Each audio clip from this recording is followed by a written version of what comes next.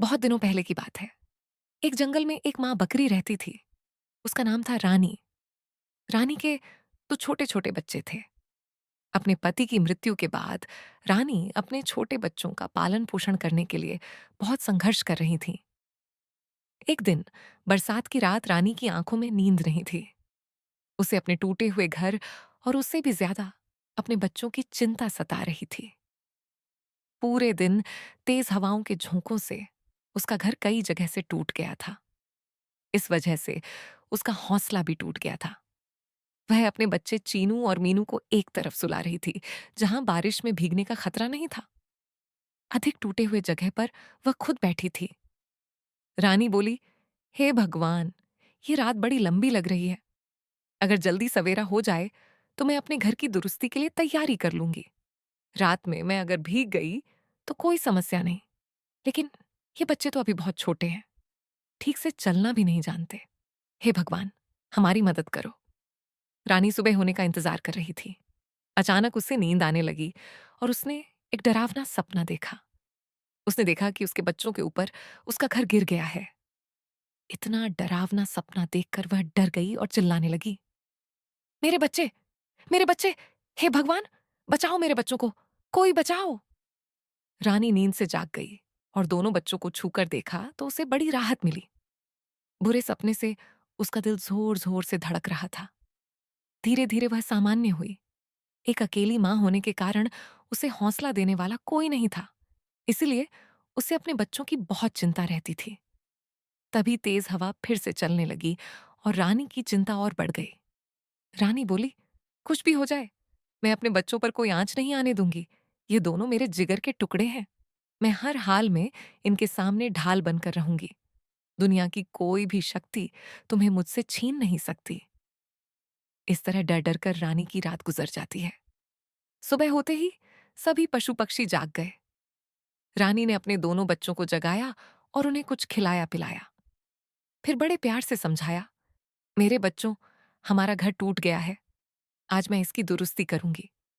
तुम दोनों यहीं चुपचाप बैठे रहना और उस घाटी की तरफ बिल्कुल मत जाना। वहां खतरा है। जब मैं घास लाने जाऊंगी तब भी तुम दोनों यहीं रहना। मेरी बात याद रखना। चीनू और मीनू बोले, माँ, हम दोनों घर में चुपचाप बैठे रहेंगे। तुम चिंता मत करो। हमारे लिए खाना लेकर आना, हमें बहुत भूख लगी है। रानी को आज अपने पति की बहुत याद आ रही थी। अगर उसका पति जीवित होता तो उसे कोई चिंता नहीं होती। वह भोजन की तलाश में बाहर जाती और उसका पति बच्चों के साथ रहकर उनकी रक्षा करता। लेकिन अब मजबूरी थी, उसे बच्चों को अकेला छोड़कर जाना पड़ा। रानी भोजन और सूखे पत्तों की तलाश में बाहर चली गई और दोनों बच्चे घर में अकेले रह गए। चीनू बहुत चंचल था। वह घर से बाहर निकलने की कोशिश करने लगा। तब मीनू ने उसे रोका, भैया उधर मत जाओ, वहां खतरा है। माँ को आने दो, घर ठीक हो जाने दो, फिर हम घूमने चलेंगे। बहन की बात मानकर चीनू वापस उसके पास आ गया। कुछ देर बाद रानी भी वापस आ गई। उसने बच्चों को खाना खिलाया और सूखे पत्तों से घर ठीक करना शुरू कर दिया। वह बार बार जा रही थी और सूखे पत्ते लाकर घर में लगा रही थी। इसी बीच पड़ोस का एक हिरण उसके पास आया और बोला, अरे रानी, मैं देख रहा हूं कि तुम सुबह से काम कर रही हो। कुछ खाया भी है या नहीं? रानी बोली, खा लूंगी भैया, पहले घर की दुरुस्ती जरूरी है। हिरण बोला, अगर तुम समय पर नहीं खाओगी तो बाकी काम कैसे करोगी? पहले खाओ फिर काम करो। ये कहकर हिरण वहां से चला गया। रानी फिर से अपने काम में लग गई। अभी आधा काम ही हुआ था। वह सूखे पत्ते लेने फिर बाहर गई। थोड़ी देर बाद जब वह वापस आ रही थी तो उसने दूर से देखा कि चीनू पेड़ की एक डाल से लटक रहा है और मीनू पास खड़ी रो रही है। मीनू रोते हुए चिल्ला रही थी, मेरा भैया गिर रहा है, कोई बचाओ, मां जल्दी आओ। रानी दौड़ती हुई आई और चिल्लाई, चीनू मेरे बच्चे, मजबूती से पकड़कर रहना।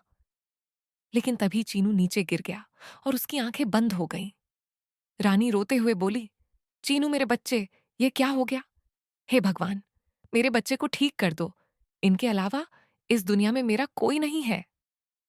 रानी जोर जोर से रोने लगी। तभी वहां हिरण भी आ गया। बहुत सारे जानवर इकट्ठा हो गए। सब चीनू के उठने का इंतजार करने लगे। कुछ जानवर बोले, मुझे लगता है चीनू अब नहीं उठेगा। तभी अचानक रानी के कानों में आवाज आई, माँ। रानी ने देखा कि चीनू की आंखें खुल गई हैं। चीनू बोला, माँ मुझे माफ कर दो, मैंने आपकी बात नहीं मानी और गिर गया। रानी खुशी से रोते हुए बोली, मेरे बच्चे, तुम ठीक हो, भगवान ने मुझे मेरी दुनिया वापस दे दी। सभी जानवरों के बीच खुशी की लहर दौड़ गई। जब जानवरों को पता चला कि रानी अपने टूटे हुए घर की वजह से बच्चों को अकेला छोड़कर जा रही थी, तब सभी जानवरों ने मिलकर उसका घर ठीक कर दिया। और फिर उस सुरक्षित घर में रानी अपने दोनों प्यारे बच्चों के साथ हंसी खुशी रहने लगी।